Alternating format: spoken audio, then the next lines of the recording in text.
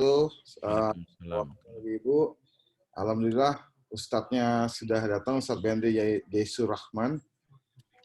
Karena acara kita bisa mulai 12:30, tafadhol Ustadz untuk mengisi kajiannya. Jadi sebelum diisi kajiannya, saya mau jelaskan sedikit tentang aturan dari untuk mempermudah kita di tengah materi. Jadi memang kajian ini berlangsung sampai jam 1:30. Ada 2 sesi pemaparan oleh Ustadz dan diakhiri oleh sesi tanya jawab. Semua hadirin akan di-mute selama pemaparan oleh Ustadz. Sesi tanya jawab akan dilakukan setelah pemaparan. Selama pemaparan berlangsung, hadirin dapat mengajukan pertanyaan melalui fasilitas chat dan dapat disampaikan baik secara personal ataupun private ke kami, ke MC. Pertanyaan secara verbal juga bisa dilakukan setelah selesai pemaparan pada sesi tanya jawab. Jadi begitu saja dari kami, pengurus DKM Al-Hidayah Bapeten. Untuk Ustadz, waktu dan tempat kami persilakan Ustadz. Tafadhol. Baik. Bismillahirrahmanirrahim.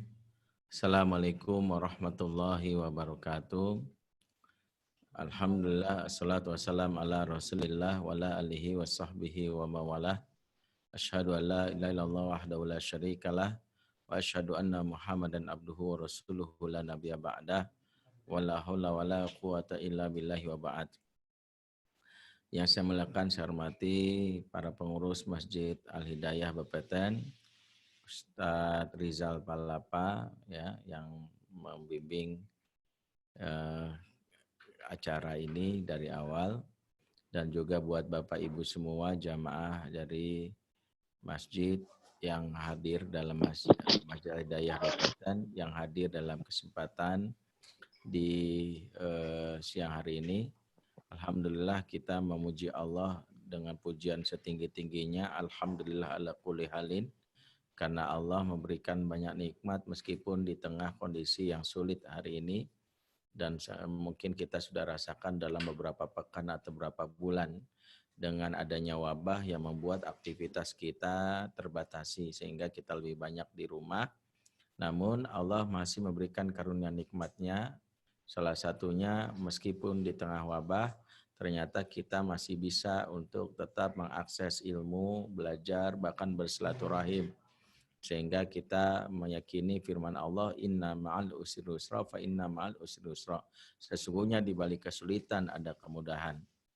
Jadi kita pahami bahwa kesulitan kita hadapi ini ada kemudahan yang Allah berikan. Nikmat Allah yang diberikan salah satunya, teknologi yang sekarang kita manfaatkan sudah mampu menghubungkan kita meskipun kita berada di rumah. Jadi bagi yang kerja masih bisa work from home. Bahkan bagi yang mau mengaji bisa dari rumah. Bahkan sekarang buka bersama aja bisa online kan gitu ya, dengan menu di rumah masing-masing. Ya, dan itu yang kita bisa lakukan. Nggak kebayang kalau kejadian yang kita alami ini mungkin ya wabah ini 30 tahun yang lalu ya, di saat mungkin teknologi gadget belum ada. Yang ada adalah BT-nya benar kita di rumah ya kan. Lebih banyak di rumah, mungkin nggak ada lagi hiburan, lebih banyak nonton TV mungkin. Ini salah satunya sampai hafal iklannya semuanya. Yang masalah adalah ya kalau sebagian yang di rumah ini ya mungkin jomblo kan gitu ya. Kalau yang udah nikah hiburannya dengan pasangannya kan gitu. Kalau jomblo ya Allah ngapain lagi gitu, handphone nggak ada waktu itu. Ya kebayang kalau keluar kena corona ya, di dalam rumah merana sama. Inilah salah satu yang mungkin menjadi kenapa kita wajib syukuri. Allah mendatangkan kondisi ini di saat yang tepat dan ini kita ambil hikmahnya. Hikmah yang bisa kita tangkap salah satunya bahwa Allah menginginkan kita mungkin membayar hutang-hutang kita kepada orang terdekat kita. Bukan hutang dalam bentuk materi, namun hutang dalam bentuk psikologis yang selama ini kita abaikan. Kita salah satunya diminta untuk mengokohkan keluarga kita karena salah satunya banyak di antara kita yang mungkin berprestasi di luar, memiliki jabatan mentereng sebagai manajer, bahkan ada yang memiliki uang yang banyak, namun ternyata begitu berada dalam rumah, banyak yang ternyata tidak mengenal anaknya sendiri. Bahkan istrinya sendiri tidak mengakuinya atau dalam pengertian merasakan dia bukan orang yang baik. Ketika kita di rumah inilah yang lebih banyak di rumah, sejatinya kita sedang mengukur kualitas kita di sisi Allah. Betapa kualitas kebaikan kita bukan diukur dari harta yang kita miliki dan jabatan kita miliki. Rasul punya yang bisa kita lihat betapa apakah orang ini orang baik atau tidak, dari mana khairukum li ahlihi wa ana khairukum li ahli. Sebaik-baik kamu yang paling baik sama keluargamu, dan saya, kata Rasul, paling baik sama keluarga saya. Makanya ukuran kita baik itu bukan pandangan masyarakat, bukan penghargaan dari bos atau manajemen, karyawan terbaik, karyawan teladan, bukan. Kalaulah kita sebutkan teladan, itu bukan menjadi indikasi kebaikan, karena kebaikan itu lihat pandangan orang terdekat kita. Sehingga kalau ada penerimaan karyawan baru saja dalam perusahaan, bagi HRD yang paham tentang hal ini, dia tidak menjadikan yang namanya rekomendasi kebaikan itu harusnya jangan dari polisi semata-mata. Kan kadang kalau ada orang mau ngelamar kerja, mana CV-nya nih? Mana surat keterangan kelakuan baik? Ini Pak dari polisi, namanya SKCK. Dalam hal ini polisi merekomendasikan orang ini baik. Validkah? Belum tentu. Karena polisi menyandarkan orang ini orang baik, bisa jadi berdasarkan catatan, dia nggak pernah mungkin terlibat dalam jaringan kriminal atau teroris. Tapi polisi mungkin nggak tahu kalau dia pelit banget sama istrinya. Memang polisi tahu kalau dia ngasih nafkah ke istrinya bisa jadi 50.000 buat setahun. Sampai istrinya kesel, ya gua beliin kalender aja, kalender kan setahun. Ya udah pas tuh 50.000. Ya, polisi mungkin menyandarkan orang ini baik, mungkin karena selama ini nggak pernah ada catatan bahwa dia itu terlibat jaringan atau korupsi. Tapi polisi mungkin nggak tahu kalau dia kasar sama anaknya. Maka salah satu ukuran kebaikan adalah orang terdekat. Saya kalau jadi HRD inovasi sedikit gitu ya.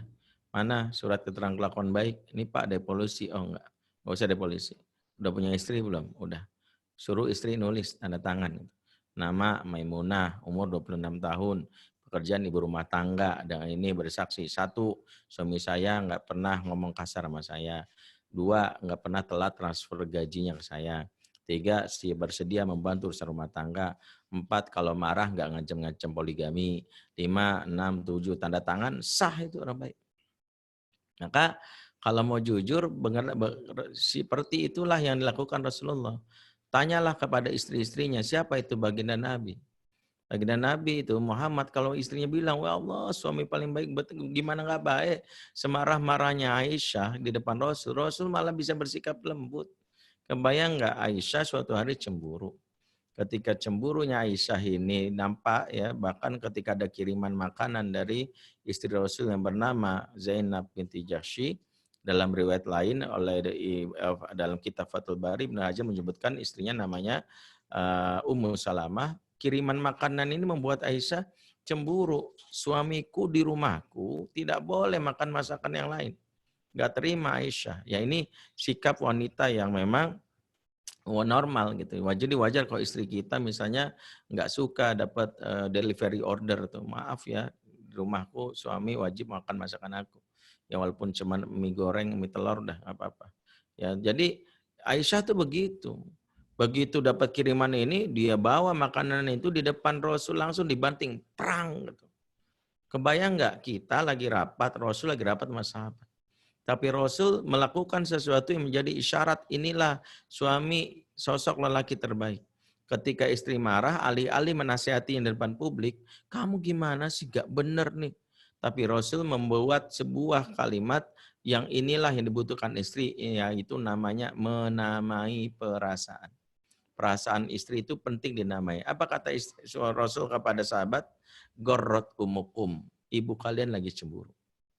Jadi Aisyah sadar, ya Allah, betapa lembutnya Rasul, bukan diomelin malah disebut kamu lagi cemburu. Itu juga yang dibutuhkan istri ketika di rumah ngajar tiba-tiba kesel. Susah banget sih bilangin sih. Udah mama bilangin juga. Cukup kita bilang, "Nak, mama lagi capek, mama lagi stres." Jangan malah kita omelin, "Yo, gimana sih kamu tuh? Ya ngajar anak marah-marah mulu." Bukan itu tidak baik. Nah, kembali Rasul seperti itu. Bagaimana Rasul dengan anak-anak? Tanya anak-anaknya Rasul, tanya cucunya bahkan, tanya orang-orang terdekatnya. Siapa itu baginda Nabi? Ayah yang paling hebat. Jadi mengapa ketika kita di rumah, inilah salah satu yang mau kita perbaiki. Hikmah dari wabah ini kita mencoba mengokohkan keluarga kita.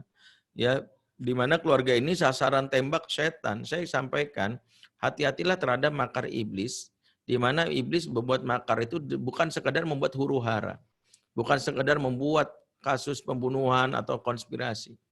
Salah satu makar iblis yang kita sepelekan sebenarnya disampaikan oleh dalam sebuah hadis oleh baginda Nabi. Baginda Nabi memberitahu, dia disebut bagaimana makar iblis. Ya innal iblis yadau arsau alal ma, sungguh iblis itu punya singgasana di atas air. Kemudian iblis memanggil seluruh anak buahnya di seluruh penjuru dunia, semua setan dikumpulin. Ya, kepala cabangnya lah, enggak semuanya, kalau setan banyak banget. Ini kepala cabang masing-masing ya, masing-masing wilayah ya. Ya, setan wilayah Jakarta Timur, setan wilayah dikumpulin semua sama iblis. Ya, ini sejenis rakor. Jadi iblis ini memang serius banget godain kita. Bukti dia serius, dia bikin rakor. Ini isyarat dari Allah, dari Rasul, bahwa orang soleh jangan kalah sama iblis. Ini ada orang soleh, ngakunya serius dakwah tapi nggak pernah rakor, omong kosong, nggak serius namanya. Mau bilangnya mau nggarap dakwah di Bapeten atau di mana, tapi nggak pernah tuh rapat. Iblis aja rapat, serius dia, evaluasi dia. Karena iblis itu emang makhluk Allah yang memang serius, istiqomah. Makanya iblis itu menggoda manusia itu istiqomah. Nggak ada sejarahnya iblis itu resign, ya cuti gitu. Sorry ya, capek juga jadi setan. Nggak ada. Walaupun dia cuti ke puncak, di puncak jalanin tugas juga. Itu orang-orang puncak yang maksiat kan itu akibat dia setan yang cuti itu. Cuti aja dia masih punya misi. Nah kita kalau udah cuti nggak mau ditelepon, ya ditelepon lagi cuti, sorry gue lagi cuti, ya tandanya kita kalah sama setan aja kalau cuti aja di puncak tetap jalanin tugas. Wah mumpung nih ada manusia gitu. Nah kebayang, nah iblis ngumpulin, maka setiap setan ditanya, madza fa'altum, kamu sudah melakukan apa saja? Coba lapor ke saya, kata iblis. Berkatalah satu setan kepada iblis dengan penuh bangganya, ya iblis, fa'altu kadza wa kadza. Dua iblis, saya sudah melakukan amalan ini, dan ini. Saya sudah melakukan amalan ini dan ini. Begitu disampaikan. Maksudnya adalah dia sudah melaporkan bahwa dia sudah membuat manusia berzina, berjudi, minuman keras. Dia sudah membuat manusia korupsi, membunuh. Itu dilaporkan dengan bangganya. Apa kata iblis kepada setan tadi? Ma sona'ta syai'an. Yang kamu lakukan itu kecil. Biasa, terlalu mainstream istilahnya. Semua setan udah biasa melakukan itu, nggak ada istimewanya. Menurut iblis itu udah biasa. Ternyata iblis nggak menganggap itu spesial. Maka setan yang lain melapor, ingin memberi laporan. Ya iblis, ma taraktu hatta faraktu bainahu wa baina imro'atih.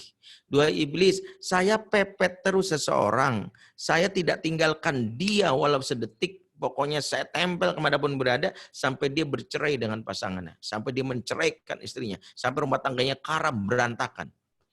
Tuh lihat laporan dari setan yang kedua. Apa kata iblis? Setan tadi yang anak buahnya duduk di sampingnya, disuruh duduk. Ini bentuk penghormatan. Sini kamu. Ini karyawan teladan. Ini direktur lagi manggil nih, hebat nih. Lapor sini. Kalau bos memanggil kita duduk di samping itu udah penghormatan itu. Sini, hebat kamu duduk samping saya. Apa kata iblis kepada setan tadi? Ni'ma anta. Sungguh kamu pasukanku yang paling hebat. Ni'ma anta adalah pujian kamu tuh hebat banget. Isyarat inilah, hadis inilah yang dipakai oleh Ibnu Taimiyah dalam Majmu' Fatawanya untuk memberitahu bahwa prestasi terbesar setan adalah merusak keluarga. Nah, keluarga itu jadi sasaran tembak. Sayangnya di negeri ini masalah keluarga itu disepelekan, dipandang sebelah mata. Negeri ini serius mengurus ekonomi, makanya ada Kementerian Ekonomi, ya kan? Negeri ini serius mengurusi politik, ada Kementerian Politik. Negeri ini serius mengurus kesehatan, ada Kementerian Kesehatan. Semua diurus. Tapi ketika tanya ngurus keluarga, serius nggak? Serius. Nggak ada sampai sekarang Kementerian Keluarga. Dari awal negeri ini berdiri tahun 45 sampai sekarang nggak ada Kementerian Keluarga. Makanya angka perceraian di zaman now ini meningkat pesat kayak utang negara kita. Ya, mulai dari tahun 2009 yang bercerai 250.000 pasangan, tahun 2018 yang bercerai 415.500. Berdasarkan statistik di Indonesia, setiap 1 jam ada 50 pasangan yang cerai. Setiap 1 jam. Jadi kalau saya ceramah selama 1 jam, selama saya ceramah ada 50 pasangan cerai. Selama saya ceramah. Kebayangkan bahwa ternyata iblis memiliki kepentingan negeri ini. Sayangnya kita nih cuek. Nah, sehingga kalau kita mau ambil, kenapa sih iblis berkepentingan merusak keluarga? Karena ada keluarga yang rusak. Kerusakan itu seperti apa ya? Seperti spiral, menggelinding, seperti bola salju, muncul kerusakan baru. Contoh, dari keluarga yang rusak, suami istri cerai, emang selesai? Enggak. Biasanya dari mantan istri, mantan suami setelah cerai muncul traumatis, rasa sakit hati. Bisa jadi si mantan suami akhirnya mabok-mabokan, kan nambah dosa baru tuh. Dia akhirnya main cewek, si mantan istri juga akhirnya stres, gak mau sholat, memarah sama Allah, dia buka jilbabnya. Jadi menambah dosa baru, iblis senang tuh setelah cerai. Yang kedua, dari situ iblis memunculkan permusuhan. Mulai dari permusuhan antar mantan suami, mantan istri. Dulu waktu masih menikah, masih manggilnya mesra tuh. Ay beb, kan gitu. Ayam, bebek, kan gitu ya. Begitu udah cerai, manggilnya nyet. Ay beb, nyet. Kan metamorfosis tuh. Ya masih mending ada yang manggil ikan asin. Ya ada yang kayak gitu. Nah, kalau kita perhatikan, itu permusuhannya nggak semata-mata antar mereka. Sekarang antar keluarga besar, sampai ada klaim suku. Ada kalimat di mantan istri dari keluarga besarnya, lain kali kau nyari suami jangan dari suku ini tuh, sukunya. Suku itu tuh brengsek tuh, satu suku diklaim. Sedari pihak mantan suami juga gitu. Lain kali tuh nak, kamu kalau nyari seorang laki istri jangan dari suku ini tuh matre. Perempuannya satu suku. Setan seneng banget buat permusuhan antar suku. Selesai enggak? Habis itu yang terjadi, maaf, anak-anak yang dibesarkan dari bapak ibu yang bercerai inilah yang tidak betah, akhirnya diasuh di jalanan. Disitulah ada predator seksual, ada bandar narkoba, sehingga mereka besar di jalanan, tumbuhlah mereka kelak menjadi orang yang akan diamanahi negeri ini di masa depan. Maka kebayang bahwa negeri ini jika keluarga yang rusak, maka akan memproduksi anak-anak yang bermasalah yang kelak akan jadi pemimpin di negeri ini. Itulah inginnya setan, menghancurkan negeri ini lewat elemen keluarga. Maka sambil kita meratapi, mungkin ada yang merasa sedih karena wabah corona, namun harusnya mengambil hikmah. Ternyata Allah menginginkan kita memperbaiki keluarga kita selagi kita berada di rumah. Bagaimana kita melihat apakah anak dan istri kita ya mendapatkan rasa nyaman khususnya saat di rumah. Apakah anak-anak kita saat berada di rumah, dia mendapatkan rasa bahwa inilah peristiwa yang justru menyenangkan. Betapa peristiwa ini mungkin buat anak makin dekat dengan ayahnya. Selama ini ayahnya mungkin saking sibuknya berangkat sebelum matahari terbit, pulang setelah matahari terbenam. Ya, sampai anak-anak ditanya tentang ayahnya, ayahmu di mana? Jawabannya auah gelap. Karena ayah hadir pas gelap-gelap doang. Ya, jadi ayah auah gelap. Karena anak-anak merasa enggak. Tapi ketika ayah sekarang dari awal bangun tidur sampai ayah nanti tidur lagi ada sama ayahnya, itu nikmat yang luar biasa. Maka dalam hal ini wajib kita mensyukuri karena Allah minimal memperbaikinya dari mana Ustaz? Melihat hubungan kita dengan pasangan, dengan istri. Berbicara tentang bagaimana keluarga mulai dengan memperbaiki hubungan dengan pasangan. Itulah yang harus kita perbaiki. Itulah makna dari doa yang kita baca dalam surat Al-Furqan ayat 74. Rabbana hablana min azwajina wa dzurriyyatina qurrata a'yun. Ya Rabb, karuniakanlah kepada kami dari pasangan kami dan anak-anak kami, keturunan kami yang qurrata a'yun. Jadi pasangan dulu kita memperbaiki. Karena kalau pasangan itu udah memiliki harmonis, rasa nyaman, peluang untuk perbaiki itu besar. Salah satunya apa? Timbulnya rasa nyaman, membuat seseorang akhirnya bisa menularkan emosi positif. Kepada siapa? Kepada anak-anak. Membayangkan bahwa anak-anak yang dibesarkan oleh ibu yang happy akan memiliki emosi yang positif. Nah, di tengah wabah, kita mencoba untuk memperbaiki ini. Mencoba kembali memperbaiki hubungan dengan pasangan. Ya, bagaimana istri kita, apakah dia bisa ya mendapatkan rasa nyaman. Lihatlah bagaimana kalau kita memandang istri. Istri yang sehat itu yang terfasilitasi kebutuhan batinnya. Sederhana aja. Lihatlah kalau istri bicara. Kalau istri sudah bicaranya sudah patah-patah buat para suami, singkat-singkat itu tanda lagi sakit. Ingat kaidah kunci yang penting saya sampaikan buat para laki-laki, hakikatnya tidak ada wanita yang pendiam. Yang ada adalah wanita yang terluka hatinya. Jadi kalau ada wanita pendiam itu bahaya. Makanya istri selagi banyak bicara tandanya sehat. Sebab riset dari ilmu neuroscience menyebutkan wanita yang sehat jiwanya minimal keluar 20.000 kata per hari. Ya 20.000 kata per hari itu ciri wanita sehat. Makanya kalau mau aman nikahin penyiar radio ya atau MC ya insya Allah tuh 20.000 lewat atau guru TK lah customer service ya kalau wanita itu 20.000 sehat. Itulah kenapa Rasulullah menjadikan momennya itu di malam hari. Banyak hadis menjelaskan hal ini. Misalnya diriwayatkan oleh Imam Muslim dari Abdullah bin Abbas, inilah kebiasaan Rasul untuk memberikan kesehatan lahir dan batin. Sepele tapi ini butuh kali wanita. Apa kata Abdullah bin Abbas? Bitu indah kholati Maimunah. Saya nginep di rumah bibi saya Maimunah. Maimunah ini adalah istri baginda Nabi SAW sekaligus bibi dari Abdullah bin Abbas. Karena Rasulullah SAW yatahadas ma'a alihi thumarqoda. Rasulullah SAW senantiasa ngobrol dulu sama istrinya baru tidur. Ya, Rasulullah itu senantiasa ngobrol sama istrinya baru tidur. Nah ini, Rasul itu ngobrol sama istri sebelum tidur.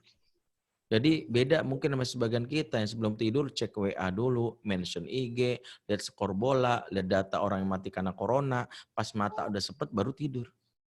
Rasul nggak begitu. Bahkan dalam kitab Adabul Mufrad dijelaskan bagian Rasul itu mendengarkan curhatan Aisyah tentang pengalamannya bertemu dengan 11 wanita di pagi hari. Jadi Aisyah suatu hari bertemu dengan 11 wanita yang punya pengalaman unik. Malam harinya ceritain semua sama Rasul.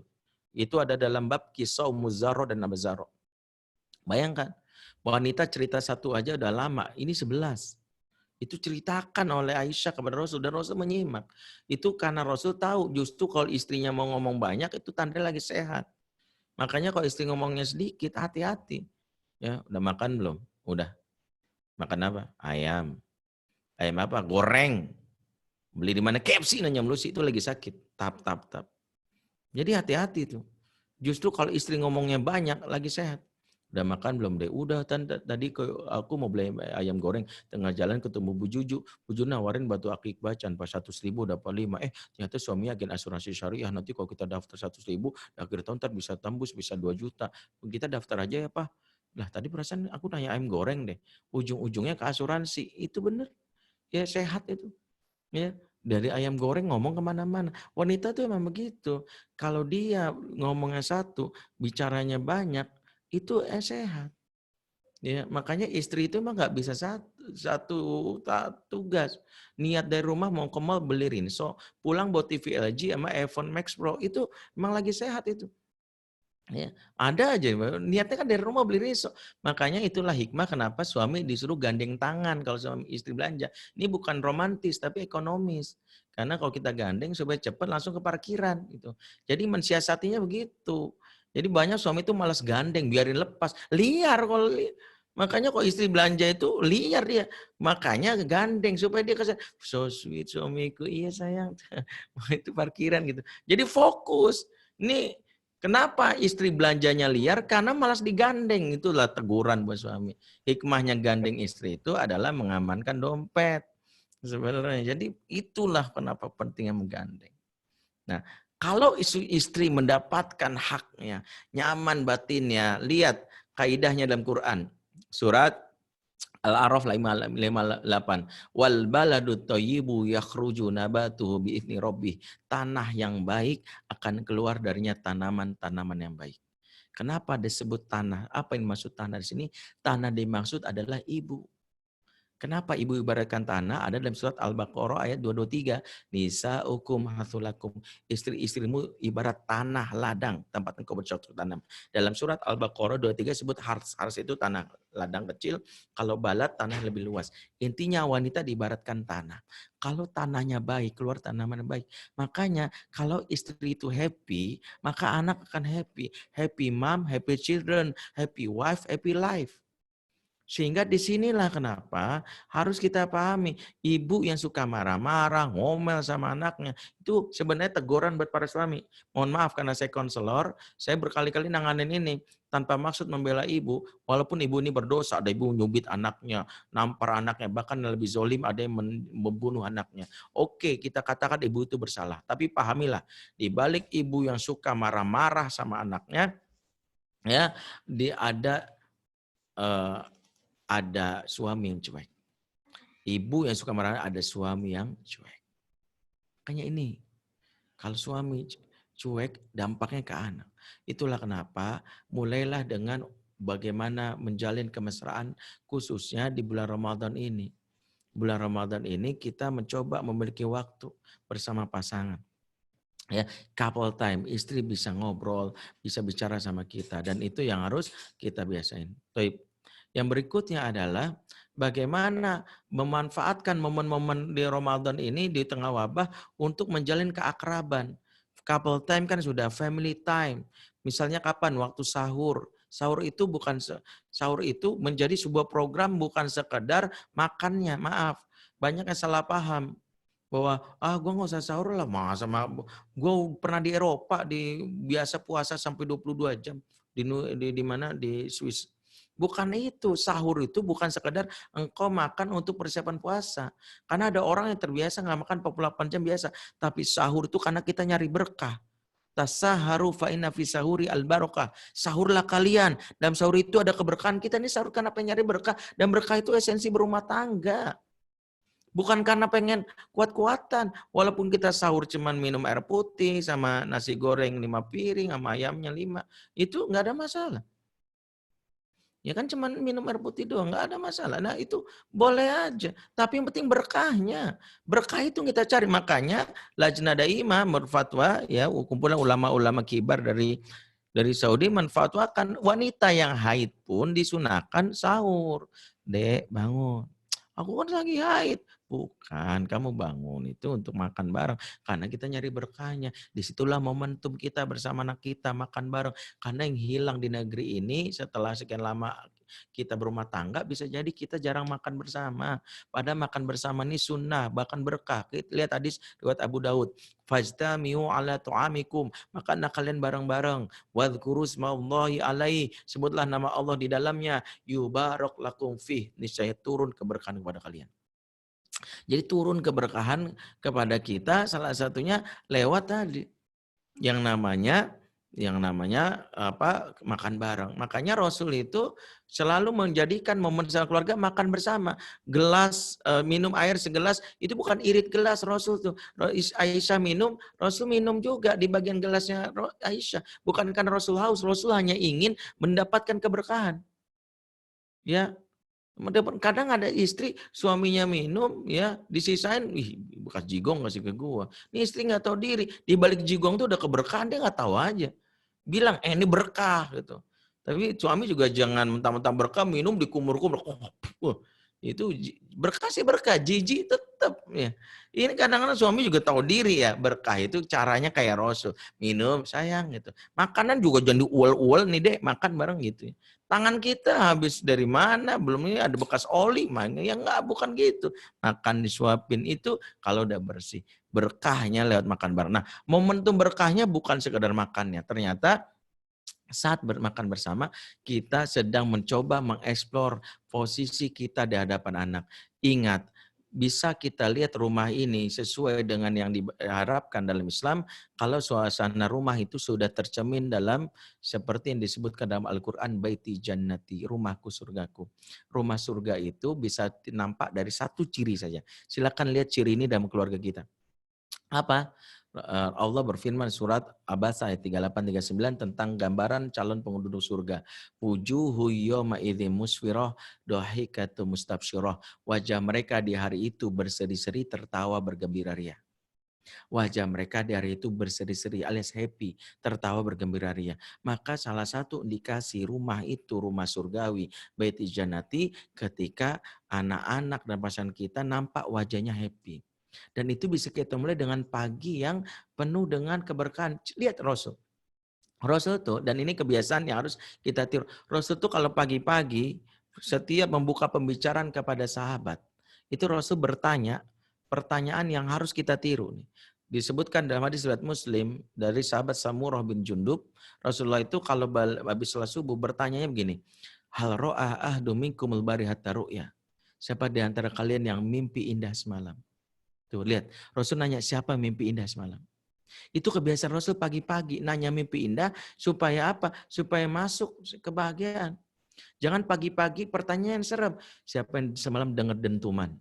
Sebentar lagi akan dukhon muncul dan akan tadi corona huru-hara sebentar lagi. Kayaknya kiamat mungkin pekan depan, banyak bertobat dan setelah ini kita mungkin hijrah ke Mekah dan Madinah. Anak makin tegang, gimana hijrah ke Mekah Madinah? Kalau kita aja mau ke Purwokerto aja dicegat tengah jalan. Nah ini ada bapak yang bikin tegang pagi-pagi. Makanya ada bapak tuh yang saya bilang, saya tuh karena teman baik, saya kasarnya saya caci maki aja. Anaknya tuh ngelapor sama saya, dia nggak mau hidup. Gara-gara bapaknya itu jelasin hari kiamat dengan keserem-seremannya tentang Dajjal. Lah, hari kiamat itu iman nomor 5. Iman Allahnya belum, iman sama malaikat belum, langsung ke hari kiamat. Gimana anak mau semangat belajar? Habis cerita hari kiamat, Pak, kayak besok aku nggak usah belajar deh, Pak. Buat apa belajar? Mau mati, mau kiamat. Gara-gara salah nih, ngaco kayak gini. Nah, kalau salah urutan tuh kayak gitu. Urutan dalam Islam tuh penting, makanya jangan salah urutan. Kenapa fikih itu dimulai dari urutan? Kenapa dimulai dari niat? Niat itu bahas jihad itu di bab terakhir. Jangan jihad dulu, nanti kebalik orang jadi kasar. Kenapa urutan Islam itu ulama itu membuat kitab itu urutan. Ya, bagaimana tauhid itu lebih dulu, iman kepada Allah lebih dulu urutan. Jangan langsung hari kiamat. Ya, orang nggak paham nggak urutan kayak gitu. Anak muda kalau nggak paham urutan, ya gitu. Yang benar kan apa? Yang benar itu adalah ta'aruf, akad, walimah, hamil. Anak muda nggak peduli urutannya, hamil, ta'aruf, akad, nikah. Yang penting kan semuanya saya jalanin Ustadz. Hamilnya ada, ta'arufnya ada, akadnya ada, walimahnya ada. Ini gara-gara nggak diajarin urutan. Ya, hamilnya duluan. Coba kalau diajarin urutan, hamil belakangan. Makanya ada orang nih, yang penting kan saya ajarin semuanya iman kepada rukun iman. Hari kiamat saya ajarin, iya, masanya sih itu udah ngajarin hari iman kepada Allah belum? Allah dengan Ar-Rahman Ar-Rahim, Allah punya sifat Ar-Rahman, Ar-Rahim, Al-Malik, Al-Qudus, As-Salam. Ar-Rahmannya dulu ajarin.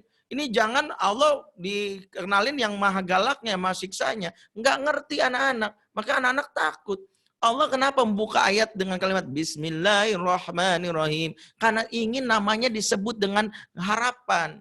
Supaya orang tuh happy mendapatkan gambar Islam. Dan itu praktikan Rasul. Wa ma arsalnaka illa mubasyira wa nadhira. Tidaklah engkau diutus Muhammad kecuali kasih kabar gembira dan peringatan. Kabar gembira dulu, jangan peringatan. Ini anak kecil belum apa, masuk neraka nanti, masuk neraka. Belum kenalin surga, udah kenalin neraka. Stres tuh anak. Betapa kita ini lebih sering menyebut Allah dengan maha galaknya dibandingkan maha rahman rahimnya. Maaf, kadang-kadang saya harus tegur nih, ada bapak kalau marah sama anak, Allah marah. Saya bilang, bisa jadi Allah nggak marah sama anak, sama antum marahnya. Kenapa antum? Antum enak aja bawa nama Allah dengan bilang Allah marah. Kalau Allah marah sama anak kecil mati masuk neraka, saya bilang. Gak mungkin anak kecil mati masuk neraka. Jangan bawa nama Allah untuk antum marah. Bilang aja antum yang marah. Antum yang marah, Allah nggak marah sama anak kecil. Anak kecil melakukan apapun, mati, nggak ada hisab. Orang jaminannya ada hadis Rasulullah. Ini mau membawa atas namakan Allah marah. Allah nggak marah sama anak kecil. Kita aja yang marah. Kita nih akhirnya merusak tatanan bagaimana tauhid itu. Bagaimana anak cinta agama ini kenalin Allah maha galak. Ya, betapa banyak kita nyebut nama Allah kalau lagi marah doang. Masya Allah, astagfirullah, ya Allah. Itu anak taunya kalau Allah disebut pasti ada sapu yang melayang. Wah, Allah disebut nih, habis gampar. Bapak habis nyebut nama Allah, waduh, habis ini. Ya, tapi giliran mengasihi sesuatu, Nina, dari siapa? Papa, dari papa. Papa mau baik sama kamu. Giliran ngasih sesuatu, bilang papa. Giliran marah, Allah disebutin. Gitu. Allah bisa jadi Allah yang malah balik marah sama kita. Engkau sudah merusak namaku gitu. Di akhirat kita bertanggung jawab tuh untuk hal yang kayak gini. Nah kembali bahwa Rasul tuh pagi-pagi nanya emosi positif.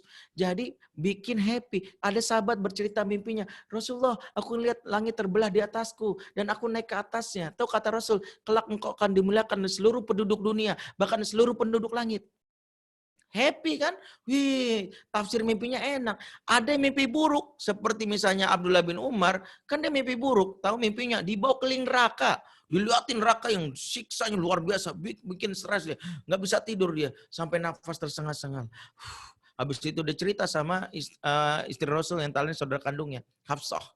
Hafsah mau nggak mau cerita sama Rasul. Nah, inilah cara Rasul membuat orang yang tadinya bete, sedih, ketika dapat mimpi buruk, tahu cara Rasul. Sini, ta'ala ya Abdullah. Apa kata Rasulullah? Ni'ma rajul Abdullah lau kana yusolli lail. Sebaik-baiknya lelaki itu kamu. Seandainya kamu rajin sholat malam. Bayang nggak? Bukan ditakut-takutin. Sebaik-baiknya laki-laki itu adalah kamu, ya Abdullah. Seandainya kamu rajin sholat malam. Kata para ulama, setelah itu Abdullah bin Umar tidak pernah meninggalkan sholat malam sepanjang hidupnya. Yang ada motivasi. Ini jangan sampai anak cerita buruk, kita jelasin yang buruk. Papa semalam aku mimpi dikejar-kejar anjing. Wah, sebentar lagi jadi tulang, nak mati kamu kayaknya. Sebentar lagi itu. Itu tanda udah orang mau kena penyakit corona tuh kayak gitu. Ini ada yang kayak gitu. Makanya pagi-pagi jangan bikin stres. Pagi-pagi tuh happy. Pagi-pagi itu gembira. Karena kita ingin wujuhu yaumaidin musfirah. Dahikatu mustabsyirah. Wajah mereka hari itu berseri-seri. Bapak itu harus belajar cara membuat anak itu betah di rumah. Coba perhatiin deh anak yang nongkrong di mall. Anak yang nongkrong di kafe. Itu bukan anak-anak yang rumahnya kecil. Banyak saya alamin tuh. Anak-anak itu bukan anak yang bapaknya itu rumahnya kecil. Ada rumahnya luas. Ya ada yang rumah. Tapi kenapa betah di mall? Ada yang hilang dari suasana rumah. Tahu nggak? Yaitu nggak asyik. Bokap lu jahat ya enggak, baik sih. Tapi nggak asyik. Ada orang anak yang merasa di rumah itu membosankan karena baik tapi nggak asyik. Karena yang mereka butuhkan itu satu, mereka butuh hiburan dicirikan dengan bisa ketawa. Ada bapak saking seriusnya di rumah, kadang-kadang buat anak ya Allah. Ya mentang-mentang bapaknya ustadz sekali duduk langsung, nah ingat Allah berfirman Al-Quran, auzubillahi minasyaitonirrajim. Kata anak, ya diruqyah. Gue kayak jin ifrit nih, bener-bener. Jadi anak sampai, ya Allah nggak gitu juga. Ya, siapa yang bisa mengalahkan Zaid bin Sabit? Saya tantang, antum hafal Quran, antum. Mentang-mentang antum hafal Quran, antum nggak bisa bercanda sama anak.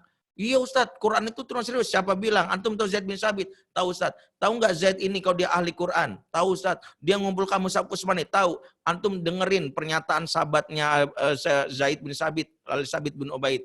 Beliau berkata apa tentang Zaid? Ma ra'aitu ahadan ajalla idza jalasa ma'al qaumi wala afkaha fi baitihi min Zaid bin Sabit. Saya belum pernah melihat laki-laki yang kalau di hadapan kaumnya gagah berwibawa, tapi kalau di rumahnya kocak banget dibandingkan Zaid bin Sabit. Zaid itu kalau di hadapan kaumnya gagah, tapi rumahnya bapak yang kocak. Dia bapak yang menyenangkan. Bukan bapak yang duduk serius banget. Duduk meja makan pertanyaan udah kayak dosen. Menurut kamu inflasi ekonomi berapa persen? 5%, 6% tahun ini. Kata anak, ya Allah Pak, gue ketinggal di Korea Utara nih, Bapak jangan Kim Jong-un nih.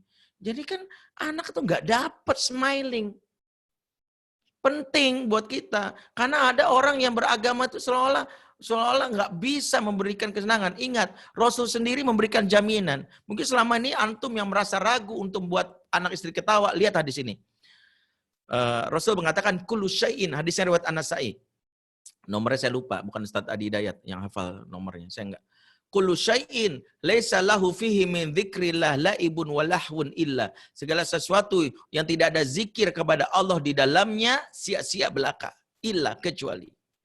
Kalau nggak ada zikir sesuatu sia-sia kata Rasulullah, kecuali. Apa pengecualiannya? Mula'abatur rojul ma'a ahlihi. Canda tawa seseorang kepada anggota keluarganya. Jadi canda tawa itu di rumah berpahala. Coba berapa banyak anak kita nggak ketawa sama kita. Saya kasih rumusnya ya, simple banget. Anak muda itu punya rumus. Siapa yang membuat gua menangis adalah musuhku. Siapa yang membuat gua ketawa, dia sahabatku. Jangan sampai anak ketawa sama orang lain, sama kita banyak stresnya. Banyak. Bikin anak tuh happy. Saya bikin buku, mungkin sebagian tahu saya punya buku Father Man, yang memang saya dedikasikan buat para ayah agar jadi ayah yang menyenangkan bagi anak, agar ayah benar-benar dicintai, ayah benar-benar difigurkan, diidolakan, ya sebab jangan sampai anak-anak lebih kagum sama pahlawan fiktif. Kan ada pahlawan fiktif, misal Spider-Man, Superman, Iron Man, Aquaman, Frutangman, Sosroman, Hanoman, Salesman, ya. Itu kita pengen ada pahlawan baru namanya Fatherman. Saya pengen ayah pulang menjadi sosok yang menyenangkan, asyik. Enak banget ada ayah. Kebayang nggak? Inilah momentum kita di rumah. Kalau bukan karena pandemi ini kapan lagi coba? Kapan lagi? Mohon maaf ya. Ini saya juga termasuk beri kabar gembira ya tahadus bini mah. Sepekan lalu ada salah satu perusahaan itu nelpon saya pimpinannya, direkturnya memborong buku ini 1142 buku untuk dibagikan ke seluruh ayah di masa pandemi. Dia bagikan ke anak buahnya. Semua anak buah saya wajib baca buku ini supaya jadi ayah. Alhamdulillah buku ini sudah habis 15.000. Masih ada kalau mau berminat di www.fatherman.id, hanya di online. Ya kalau masih ingin berminat atau kalau sudah ada yang punya bukunya dan temannya ada yang mau minjam, gak usah minjam, fotokopi pun saya ikhlas, asal jangan dijual. Yang penting itu dibaca. Ya jadi misalnya Ustadz, saya punya teman tapi nggak sempat beli karena mungkin kalau online mungkin pengirimannya saya khawatir jauh rumah saya di misalnya di Ternate di mana, tapi teman saya ada, fotokopi aja. Boleh. Asal jangan dijual, bagiin. Yang penting dibaca. Dalam buku ini sebenarnya saya hanya ingin bilang kepada para ayah, jadilah ayah yang dicintai, bukan ayah yang ditakuti. Maaf, bukan zamannya lagi ayah bangga dengan predikat ditakuti. Jangan bangga. Karena ayah yang ditakuti itu, kata Syekh Muhammad Bashir Ibrahimi Al-Jaziri, salah satu ulama, ketua ulama di Aljazair, ayah yang ditakuti itu rentan menciptakan satu anak yang munafik. Anak yang munafik itu bermula dari ayah yang galak. Ya, karena ayah dikenal keras, apa-apa marah, maaf anak punya mekanisme mempertahankan dirinya. Lagi baca buku ayah. Tiba-tiba benda pecah di ruang tamu, perang gitu, entah barang kesayangan ayah, tiba-tiba ayah kaget, siapa tuh? Dan anak langsung yang baca ini langsung kebayang, habis gue digampar nih, tabok nih. Apa yang terjadi? Dia mekanisme dirinya langsung bilang gini, kucing, tadi ada kucing, ada angin. Dia mencari alasan, nggak mau bilang aku, karena kebayang tuh bapaknya kan begini. Maka ini membuat sebagian anak tuh munafik. Di rumahnya sholat, pas giliran di kosan, yes, nggak sholat. Dan saya banyak nanganin kasus kayak gini. Yang di rumahnya pakai jilbab perempuan, di luarnya dia tanggalin jilbab. Kenapa? Karena bapak yang keras. Bukan bapak yang memberikan cinta. Cinta itu menenteramkan. Harusnya begitu. Yang kedua, anak yang bapaknya galak, keras, ujung-ujungnya apa? Anak mempunyai traumatis. Traumatis yang membuat dia punya dendam. Setiap hari berdoa, ya Allah masukkanlah papaku ke surga. Kalau bisa secepatnya ya Allah. Ya bayangin, kita doain masuk surga, masalah secepatnya ini. Kita kalau ditanya masuk surga, mau banget masuk surga. Masalahnya kan secepatnya ini. Ya, kita kan masih pengen tahu presiden tahun 2024 itu siapa, masa iya dia lagi misalnya. Ya, misalnya kita pengen tahu. Calonnya masih dia lagi, kita pengen ada calon baru, kita kan pengen tahu. Makanya kita pengen umur panjang. Tapi didoain anak kayak gini, itulah isyarat. Isyarat bahwa jangan-jangan ada yang misalnya gitu. Ini yang terjadi. Maka saya ingin sampaikan, mohon maaf, bahwa apa yang harus kita pelajari di sini. Yang perlu kita pelajari di sini adalah bahwa ketika di rumah, yang kita ingin lakukan pertama kali adalah membangun suasana yang nyaman sehingga kelak ketika anak dewasa, apa yang terjadi hari ini adalah peristiwa yang memorable moment. Peristiwa yang menyenangkan yang akan dikenang. Sampai mereka kakek nenek mereka akan cerita balik. Dulu ada peristiwa tahun 2020. Masya Allah. Saya itu ya kalau dibilang kakek tuh senang banget walaupun ada pandemi karena kakek baru merasakan kedekatan sama bapak. Ya Allah dulu kakek berdoa ya Allah wabah corona pergi silakan tapi kalau bisa lockdownnya jangan ya Allah. Kalau perlu bapak di lockdown tiap pekan ya Allah. Kalau bisa ada peraturan presiden supaya PSBB ini diberlanjutin ya Allah sepanjang sebulan. Anak-anak seneng gitu. Kalau dan sebaliknya anak-anak traumatis berdoa ya Allah usirlah wabah corona ya Allah. Bukan karena corona ya Allah, tapi Bapak ya Allah. Kalau corona bikin batuk dan pilek, kalau Bapak bikin stres, sakit kepala, mual, pusing-pusing, mau pingsan. Tuh bayangin, lebih stres daripada corona. Makanya anak-anak jangan sampai kayak gitu. Please. para ayah momen ini spesial. Mungkin silakan belajarlah jadi father man, mudah-mudahan jadi ayah yang dibanggakan. Tapi waktunya sudah diingatkan sampai jam 13.20 sudah sampai waktunya. Aku luka lezat fastaghfirullah li wa lakum. Wassalamualaikum warahmatullahi wabarakatuh. Waalaikumsalam warahmatullahi wabarakatuh. Syukron Ustaz atas materinya seperti biasa selalu menyegarkan dan tentunya pastinya bermanfaat, apalagi kajian materi Ustadz ini kan memang applicable untuk yang hadir di sini semua Ustadz dan ditambah dengan kondisi sekarang. Jadi saya ingin menyampaikan kesimpulan sedikit aja. Saya juga nggak mau banyak karena pertanyaan juga lumayan ada beberapa yang masuk. Jadi memang wabah seperti sekarang ini adalah yang kita syukuri karena memang ada hikmah di dalamnya, yaitu pertama mengokohkan keluarga, yang kedua yang saya catat tadi adalah menjalin keakraban. Jadi ketika di rumah ini tentu kalau yang saya dapati memang Ustadz di sini banyak berbicara tentang gimana ayah atau gimana suami. Jadi terima kasih sekali lagi ini untuk mengingatkan kepada saya khususnya yang pada kami laki-laki semua di grup ini. Terus jangan lupa di masa wabah ini yaitu kita sebisa mungkin membangun kenyamanan di rumah karena kelak nanti kenyamanan yang ada sekarang di waktu wabah ini akan dikenang anak-anak kita sebagai sesuatu yang baik dan tentunya dapat menceritakan pada anak cucu kita gimana baiknya kita, gimana bagusnya kita dalam menghadapi situasi ataupun kekebalan yang seperti sekarang ini. Jadi memang ini harus disikapi sekali lagi sebagai suatu keberkahan, sesuatu yang bisa kita belajar tentunya dengan mengolah keluarga dan menjalin kekebalan bersama keluarga. Jadi saya bisa tanyakan pertanyaannya Ustaz ya, ada beberapa yang masuk. Baik. Pertama dari hostnya nih Ustaz. Jadi saking nyerocosnya istri, apakah tetap harus ditanggapi serius meskipun sebenarnya malas untuk menanggapinya? Ya, jadi silakan Ustaz. Strateginya kalau istri bicara itu diam dan respon dengan teknik cicak. Teknik cicak itu gini, ya Allah, gitu aja. Karena wanita itu yang penting direspon, gak usah dijawab. Karena salah satu sifat wanita itu kalau dijawab pasti dia merasa lebih benar. Dalam Quran itu sebutkan surat Az-Zuhruf ayat 18. Awama yunassau fil hilyah wa huwa fil khisami ghairu mubin.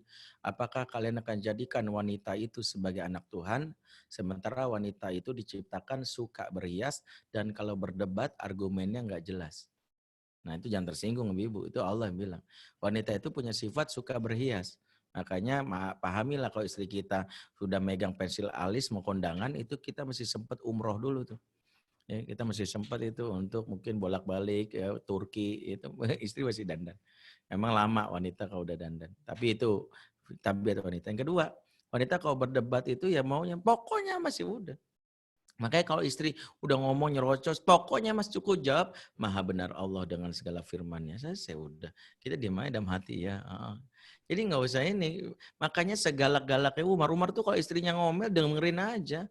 Karena levelnya bukan gitu. Maka laki-laki itu harus pahami istri ngomel itu terima aja. Karena kita sedang memfasilitasi kebutuhan dia untuk ngomel. Karena kalau nggak ngomel sama kita, larinya ke anak. Kalau sayang sama anak, biarin kita. Emang tugas suami itu sebagai TPS emosi. Tempat pembuangan sampah emosi. Jadi dia ngomel ya, oh gitu ya, oh ya, ya. Iya, ya, oh kamu bete, oh iya, iya, gitu aja. Dan itu Rasulullah lakukan. Jadi jangan dibilang Rasulullah aja melakukan. Dan Rasulullah itu ketika ada orang yang hendak memprotesnya malah Rasul tegur. Suatu hari sebutkan hadis riwayat Abu Daud ketika Aisyah Ummul Mukminin berbicara ngomel-ngomel sampai desibel suaranya meninggi depan Rasul. Abu Bakar ayahnya Aisyah sekaligus sahabat Rasul nggak terima. Keluarlah ayat yang dia ingin supaya anaknya dengerin. Surat Al-Hujurat ayat 2. Ya alladzina amanu la tarfa'u aswatakum fawqa sautin nabi.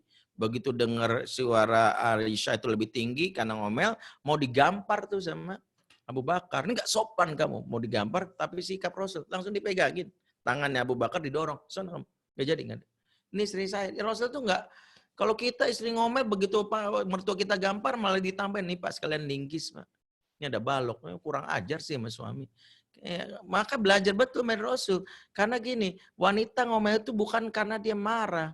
Dia itu sedang mengeluarkan isi hati dia, nggak apa-apa. Anggaplah wanita ngomel itu nyanyian cinta tapi tak bernada, gitu aja udah. Oh ya udah kita terima.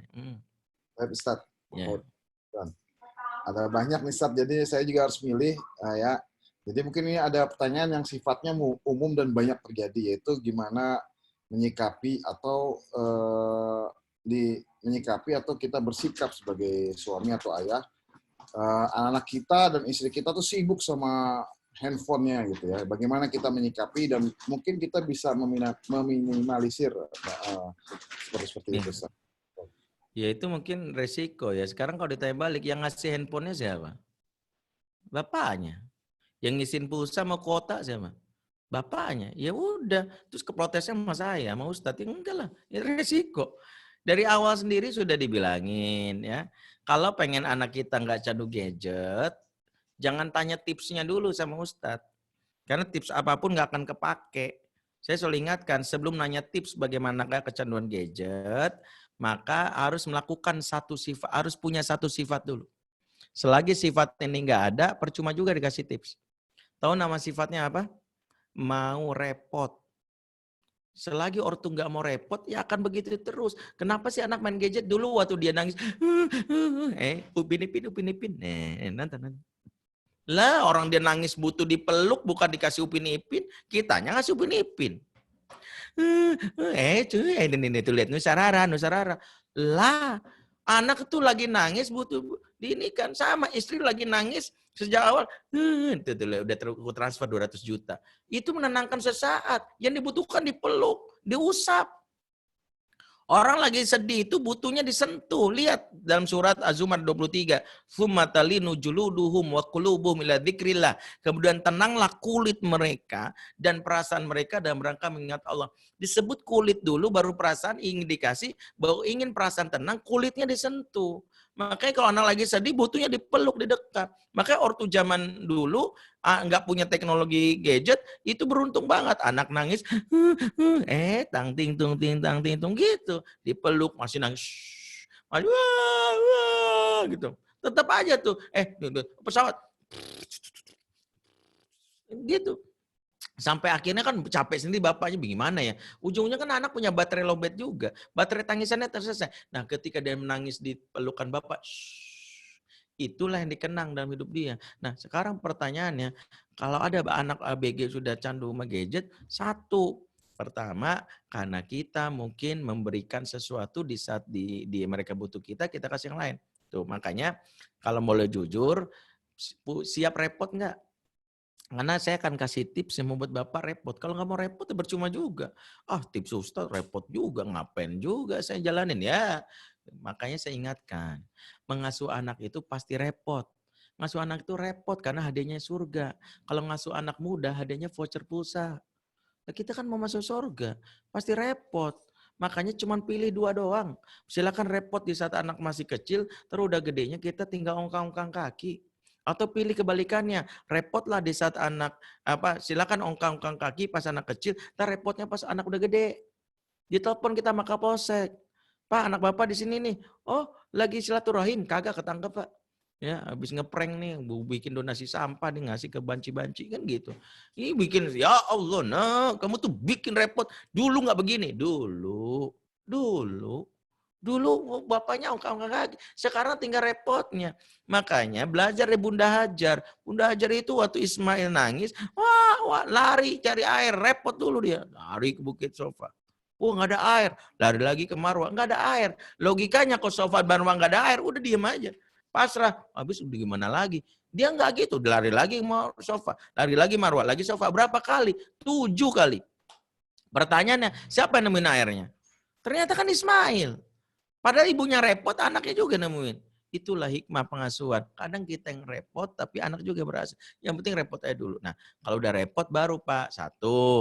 Kalau anak itu sudah benar-benar Bapak udah repot, maka Bapak akan dapat satu Bapak mampu membuat anak memiliki hiburan. Ingat, hiburan bagi anak ibarat makanan. Dan buku saya ini, pelajarilah bagaimana anak butuh hiburan. Kalau Bapak kenyangin diri anak dengan hiburan dari Bapak, dia nggak cari yang lain. Karena hiburannya udah dapat dari bapak. Misalnya jangan ngomong kalau depan anak tuh yang serius banget. Sekali-sekali tuh perlu kita belajar obrolan receh. Anak muda tuh senang obrolan receh. Ya, apa contoh obrolan receh misalnya kalau sama anak tuh tebak-tebakan. Saya aja kalau sama anak itu, eh, nak, Abi tanya, kenapa anak babi jalannya nunduk? Nggak tahu, Bi. Soalnya dia malu ibu bapaknya babi. Abi bisa aja gitu. Sekarang Abi tanya, kenapa anak kodok jalannya lompat-lompat? Nggak tahu, Bi. Soalnya dia senang ibu bapaknya ternyata bukan babi. Kan gitu. Senang dia, lompat-lompat ya. Abi bisa aja. Sekarang kenapa anak kanguru jalan lompat-lompat? Aku tahu, karena dia senang juga kan ibu bapaknya bukan babi. Salah. Kenapa? Soalnya kenapa dia lompat-lompat? Karena namanya juga anak-anak biasa lompat-lompat. Lah kamu aja lompat-lompat. Jadi ada namanya anak tuh seneng kayak gitu. Nah kita nanya sama anak baru duduk, kamu udah tahu belum penyakit corona udah mati 2000 sekian. Oh, nggak mau anak kayak gitu. Nah coba tuh di dalam buku ini salah satunya bermain. Rasulullah tuh kok bermain disebutkan dalam hadis riwayat Ahmad ngumpulin Bani Abbas diajak bermain dan salah satu yang menarik Rasul kalau main itu nggak serius-serius amat. Man sabaqu ilayya falahu kadza wa kadza kata Rasul. Siapa yang bisa mendahului aku dalam lomba lari dapat hadiah ini dan ini. Siap syuo. Dikejar sama Abdullah dan Ubaidillah ya kena. Ya, Rasul langsung peluk dikasih hadiah. Rasul tuh komen sama anak tuh pengennya main-main, benar-benar main-main, nggak serius banget. Yang penting tuh ketawanya. Yang penting jangan ada bapak yang serius banget. Siapa yang bisa megang pundak papa dapat hadiah ini dan ini. Ya siap, bapaknya kabur kayak mantan copet. Ya, kayak Harun Masiku sampai sekarang nggak ketemu. Nah, bapaknya kaburnya sampai gitu. Anaknya sampai nggak ketemu. Bapak di mana ya? Sampai nggak ketemu. Nah ini ya, anak males. Nah, ada bapak kalau main sama anak tuh serius banget. Ayo, bapaknya mentang-mentang kalau badminton tingkat RT kan kalah mulu. Giliran sama anak, jua. Anak TK digituin, bangga banget. Papa jago semen. Lah Pak, Bapak levelnya anak TK. Giliran sama di tingkat RT, Bapak kan juru kunci mulu. Nah ini yang terjadi. Kalau main sama anak tuh penting kita larinya ya lambatin. Kena anak kita udah gedean dikit. Ayo beneran. Kalau main catur bener-bener bikin dia bangga. Hebat juga kamu ya. Kak Papa nggak pikiran kalah lagi Papa. Aku dong Pak. Anak tuh seneng momen gitu. Kedua, berkisah. Dalam buku ini saya bilang, berkisah itu nggak usah jauh-jauh. Kalau pengen anak happy sama kita itu nggak usah cerita Nabi ya, atau yang kita nggak kuasai. Ntar mau kisah Nabi palsu lagi. Udah antum nggak usah maksain kalau nggak bisa tahu. Tapi ada satu kisah yang nggak bisa ceritain sama ustadz manapun. Kalau itu bagus kalau bisa cerita kisah Nabi atau cerita sahabat. Tapi cerita ini mungkin anak-anak itu udah sering dengar. Tapi ada satu kisah yang anak-anak nggak pernah dengar dari ustadz lain. Apa yang dibutuhkan anak yang buat dia happy banget kalau bapak yang udah cerita kisah ini? Kisah masa kecil bapak. Duh papa waktu kelas 1 SD tuh. Atau kalau anak kita udah ABG. Kamu jangan bilang Umi ya. Abi tuh pernah naksir Ahwat. Waktu SMA. Putih banget. Tapi kalah sih cantiknya sama Umi gitu. Dulu namanya. Jadi anak tuh keterbuka. Aku juga Bi. Aku lagi jatuh cinta nih Bi. Keakraban itu dimulai dari bapak yang memulai pengalaman masa kecilnya. Jadi jangan interogasi sama anak. Jadi kalau bapak sudah lakukan ini, pastikan anak yang kedua, pastikan anak itu punya namanya daily rundown. Apa itu daily rundown? Ya ayyuhalladzina amanu taqullah wa tanzur nafsum ma qaddamat lighad. Hai orang beriman, bertakwalah kepada Allah dan perhatikanlah kalian besok mau ngapain. Al-Hasr 18. Coba tanyakan ke anak. Nah, besok agenda kamu apa? Tahu, libur. Anak-anak yang nggak bisa jawab besok agendanya apa, kemungkinannya cuma 5. 1, tidur lagi. 2, nonton TV. 3, main gadget. 4, makan yang banyak kalau di luar Ramadan. 5, ngisengin orang. Itu doang. Makanya pastikan anak kita tuh punya namanya daily rundown. Habis subuh mau ngapain? Kayak anak saya. Aku nanti izin olahraga keliling-keliling naik sepeda ya sama temanku. Habis itu aku mau ngerjain presentasi, mau presentasi Zoom. Nanti aku mau baca Quran jam 9. Terus habis itu aku mau tidur sebentar. Boleh nanti aku nonton TV sebentar aja. Jam oke boleh. Jam berapa? Sampai jam 12. Habis itu apa? Aku nanti mau murojaah hafalan. Jadi ada agendanya. Nanti aku main bola jam segini. Nanti beli takjil aku ikut ya sama Umi. Ya ada jadwalnya. Kalau nggak ada jadwal, baik gitu. Baru yang berikutnya, anak-anak itu dipastikan harus punya yang namanya manajemen gadget. Nah, manajemen gadget itu pembahasannya panjang. Mungkin forum ini tidak mungkin saya bahas lebih detailnya lagi. Lain waktu mudah-mudahan bisa. Allah alam sawab. Tadi luar biasa. Berapa kali saya juga thumbs up lihat dengar Ustadz. Jadi jangan lupa untuk teman-teman, Bapak Ibu di sini cari bukunya tentang Fatherman tadi. Saya yakin semua pertanyaan yang ada di sini ada di situ. Jadi satu pertanyaan lagi dari Akhwat Ustadz, Ana rasa juga penting ini satu lagi bisa kita closing aja Ustadz ya. Jadi ini izin bertanya Ustadz, sejauh mana seorang ayah tegas agar anak-anak bisa terawasi perilakunya dengan baik tapi bukan takut. Karena dalam keluarga salah satunya perlu adanya yang tegas. Sejauh mana dengan anak-anaknya? Wa ma arsalnaka illa mubasysyiran wa nadhira. Tidaklah engkau diutus Muhammad kecuali kasih kabar gembira dan peringatan. Rasul itu tugasnya kasih kabar gembira, berarti bikin orang happy. Tapi kalau happy bablas tidak ada ketegasan, bahkan bablas. Makanya ada fungsi nadhiro, penegas, yaitu memberi peringatan. Ayah sejauh mana? Pertama, tegas dalam Islam bukan marah dan galak. Tegas dalam Islam itu babnya adalah bab sakinah. Sakinah itu dalam ayat, dalam maknanya itu sesuai dengan surat Yusuf ayat 31 di mana Allah menyebut sakinah dengan kata sikin. Ya, disebutkan di ayat tersebut kisah tentang Zulaikha yang dicibir oleh teman-temannya karena naksir sama Yusuf. Ya, sampai teman-temannya ya mau ngomongin di belakang loh, ternyata Zulaikha masa sama pembantu sendiri naksir gitu.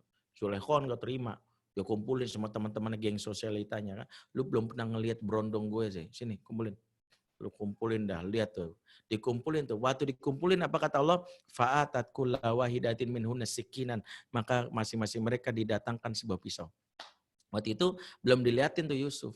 Begitu Yusuf datang wa qata'na adiyahunna. Mereka motong jari jemarinya. Yang menarik adalah Allah memberi istilah pisau ini dengan sikin. Berkata Abu Hurairah kepada Abdullah bin Abbas, seorang pentafsir Al-Quran. Mengapa Allah memberi nama pisau di sini dengan nama sikin? Karena pisau dalam bahasa Arab itu disebut mudyah. Orang Arab menyebut pisau bukan sikin, tapi mudyah dulunya. Kenapa disebut sikin? Maka dijawab oleh Abdullah bin Abbas, karena pisau ini kelak akan memotong jari-jari si perempuan tanpa rasa sakit. Disinilah para ulama menyimpulkan sakinah itu salah satu maknanya adalah alat potong yang tidak menimbulkan sakit atau trauma. Maka ayah wajib tegas, tapi alat potong yang tidak menimbulkan luka. Belajarlah dari sikin tadi. Contohnya apa? Jangan gampar, tinggal aturannya gimana? Allah menegur Nabi Adam gini. Fala taqraba hadhihi sajarah kan gitu. Jangan dekati pohon itu wahai Adam. Adam melanggar kan? Allah cukup mengatakan ala anhaukuma antil kumasyajarah wa qul lakuma inna syaitana lakuma aduwwun mubin. Bukankah aku sudah katakan wahai Adam, jangan dekati pohon itu kata Allah. Dan setan itu musuhnya nyata bagi kamu. Allah ingatin aturan. Jadi bapak itu bikin aturan dulu. Nah, abis maghrib kita nggak ada nonton TV sampai isya. Paham ya nak? Nggak main gadget. Tiba-tiba bapaknya keluar dapat laporan dari istri. Pak, sini masih nonton TV. Ya udah telepon. Saya nama anaknya Faris. Faris, lagi ngapain? Nonton TV. Emang peraturannya gimana? Aturannya gimana? Oh iya, habis maghrib apa yang kita lakukan? Baca Quran. Kenapa nonton TV? Matikan. Selesai. Gak usah marah-marah. Anak itu kenapa kita marah-marah? Karena anak tuh gak jelas aturannya apa sih di rumah ini. Gak jelasin aturannya. Kalau ada aturan enak. Kamu ingat gak aturannya apa? Jadi aturan dulu, setelah itu ingatkan. Kalau dia masih melanggar, cara Allah adalah mencabut kesenangannya. Nabi Adam itu dikeluarkan dari surga. Ya, dikeluarkan dari surga, itulah cara Allah untuk memberitahu kalau membuat anak itu mau sadar, ambil kesenangannya. Dia biasanya main jam 5, jam 4 sore sampai jam 5. Hari ini nggak main dulu ya, nak. Loh kok nggak boleh? Kira-kira kenapa? Orang yang sudah mendapatkan ya namanya itu dia akan sadar, iya aku salah. Seperti Nabi Adam keluarlah kalimatnya Rabbana zalamna anfusana wa illam taghfir lana wa tarhamna lanakunanna minal khasirin. Allah Adam menyadari bahwa hukumannya ini membuat dia sadar gara-gara kesalahannya dikeluarkan surga. Maka anak harusnya begitu. Iya aku tahu gara-gara kemarin aku main bablas sehingga itu ya udah deh dia sadar. Maafin aku ya Pak. Harusnya begitu. Jadi bedakan tegas itu dengan kasar. Ada bapak ngakunya kasar, sebenarnya ngakunya tegas padahal kasar. Bentak-bentak, teriak-teriak, bukan gitu. Nah untuk rumus tegasnya mudah-mudahan bisa ya pelajari lagi di lain kesempatan. Ya mohon afwan minkum. Mungkin itu dulu bisa sampaikan. Mudah-mudahan bisa bertemu lagi di lain kesempatan. Subhanakallahumma bihamdik. Asyhadu an la ilaha illa anta astaghfiruka wa atubu ilaik. Assalamualaikum warahmatullahi wabarakatuh. Assalamualaikum. Jazakallah khairan Ustaz atas kajiannya. Jadi ini tentunya 1 jam seperempat ini nggak akan cukup untuk menjawab semua problematika yang ada di keluarga kita, udah pasti. Dan baik lagi, mungkin pun apa yang kita tanya-tanya juga ada di buku tersebut, Ustaz ya. Ya, jadi untuk teman-teman jangan lupa untuk beli buku tersebut. Dan nanti kajian hari ini memang kita akan YouTube-kan, jadi setiap kajian kita YouTube-kan. Nanti insya Allah kita share semua ke teman-teman termasuk Ustaz, insya Allah. Jadi demikian aja karena sudah ditutup oleh Ustadz. Mungkin bisa dipimpin doanya Ustadz ya sebelum kita benar bubaran. Terima kasih. Ya. Baik, ada yang nanya Japri untuk yang buku ke www.fatherman.id ya. Jadi bukan saya nggak nih.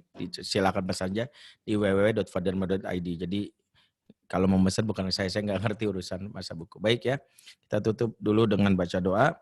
Auzubillahi minasyaitonirrajim. Bismillahirrahmanirrahim. Alhamdulillahirabbil hamdan syakirin, hamdan na'imin, hamdan yuafi ni'amahu wa yukafi mazidah.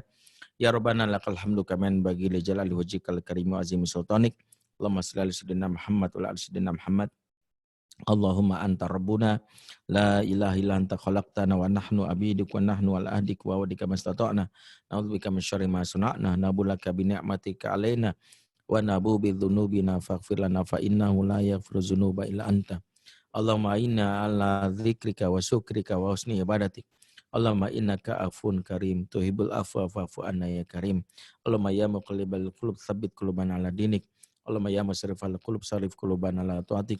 Rabbana atina min ladunka rahmah wa hayyi' lana min amrina rasyada. Rabbana hab lana min azwajina wa dzurriyyatina qurrata a'yun waj'alna lil muttaqina imama. Rabbana fil lana wa li walidina warhamhum kama rabbawna shighara. Rabbana atina fid dunya hasanah wa fil akhirati hasanah wa qina adzabannar. Subhana rabbika rabbil izzati amma yasifun wa salamun alal mursalin.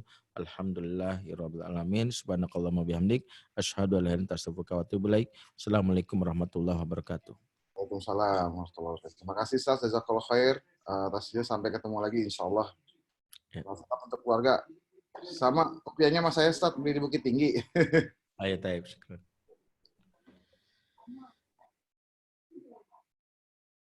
Ya, silakan. Nanti Pak, jangan lupa teman-teman, nanti kita akan upload di YouTube.